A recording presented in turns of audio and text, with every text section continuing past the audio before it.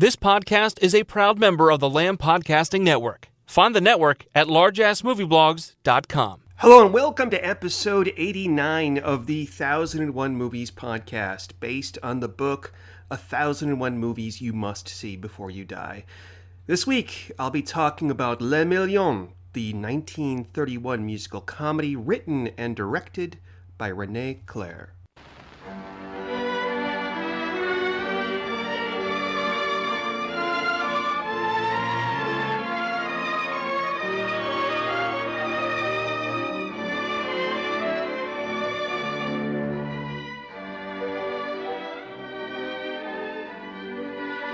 Last week, I explained how I was extending the list of movies I would be picking from because the editors of 1001 Movies You Must See Before You Die would consistently clip recent movies from the end of the book.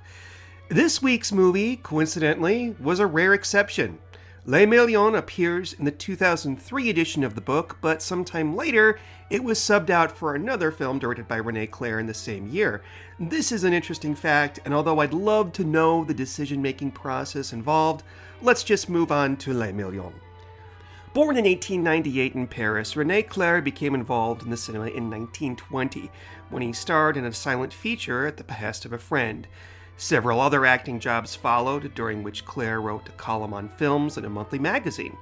He made his first two short movies in 1924, one of which, Entre Actes, made him a leader in Paris's avant-garde movement. Clair loved making silent films, and when the era of sound creeped up on him, he was openly critical of it. Here's a portion of an interview of him by Jim McAndrews in 1959 in a New York television program. Rene Clair began his work in the film in the days of the silent movies. And when sound was born, he is reported to have said, "Sound is the death of film." Monsieur Clair, if you said that, why did you say it? Well, I was not the only one to say to have such an opinion.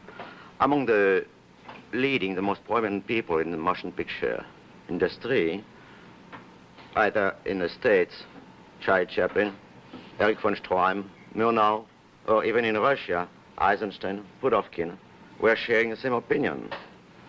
Well, we were not, or I can say at least I was not, against the use of sound. I think the use of sound was something very good to add to the motion picture, you see. What we were fearing was that using the words, we would kill all the possibility of invention that we had in the silent times, What I wished was to keep all what we had won using the silent medium, and add to it the sound. But we were afraid of the dialogue, because if you use dialogue, you go back automatically to the old stage technique. And we wanted the motion picture to be always something new. Your cameras would become lazy. Yes, it's exactly what has happened, by the way. Naturally, he eventually embraced sound, but his first few sound films, the second of which was Les Millions, did interesting experiments juxtaposing sound with imagery. Based on a play by Georges Bert and Marcel Guillemot, Les Millions is the story of a penniless young artist named Michel. Plagued by creditors, he discovers that he's won in the big Dutch lottery. His fiancée Beatrice, however, mistakenly gives the winning ticket away. It's in the pocket of a jacket she gifts to a crime boss named Grandpa Tulip. After Tulip sells the jacket, unknowingly with the ticket still in its pocket, to an opera singer, the action culminates at the opera house with a chase sequence, and, of course, Michel eventually gets the winning lottery ticket back, much to the delight of his many creditors. Les Millions was indeed a critical success upon its release, and even more so today, as modern critics have hailed it as one of the first masterpieces of the fledgling sound era. Rene Clair would go on to make many more movies, perhaps the most popular being the legally controversial Annonce la Liberté in 1931, but that's a story for a future podcast. What did I think of Les Millions? While preparing this review, I came across an unfortunate bout of writer's block. I watched the film, let it sit in my head for a week or so, and then I watched it again, hoping that it would inspire me to write about it.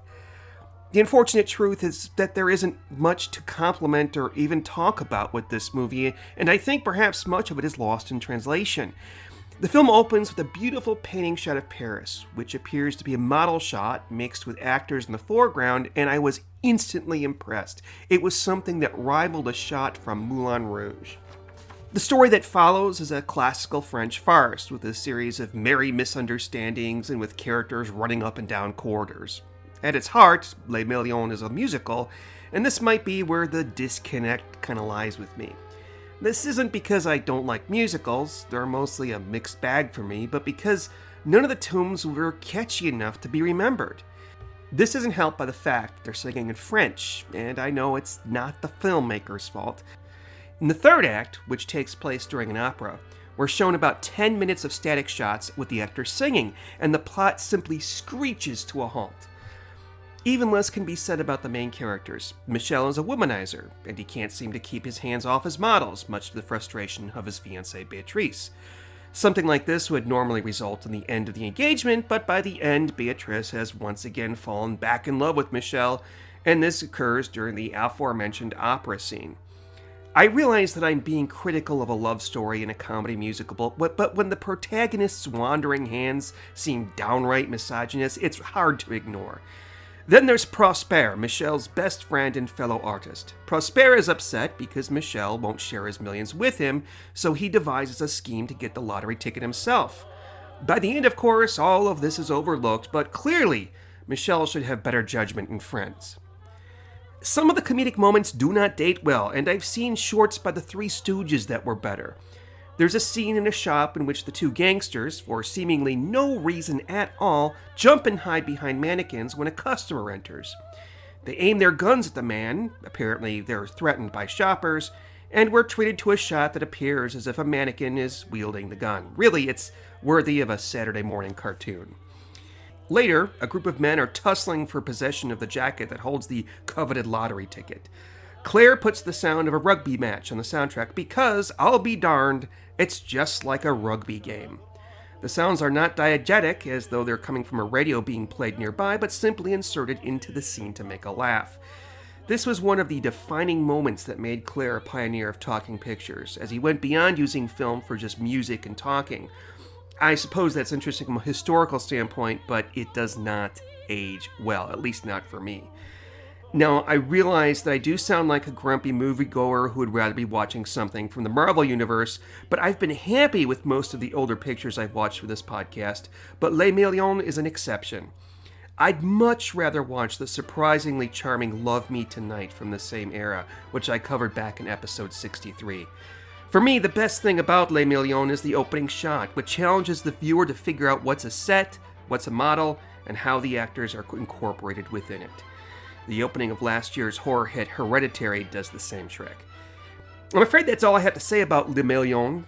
Keep your ears peeled for Season 9 of the podcast, which will open with a discussion of 1933's She Done Him Wrong, starring Mae West and directed by Lowell Sherman. Until next time, happy viewing.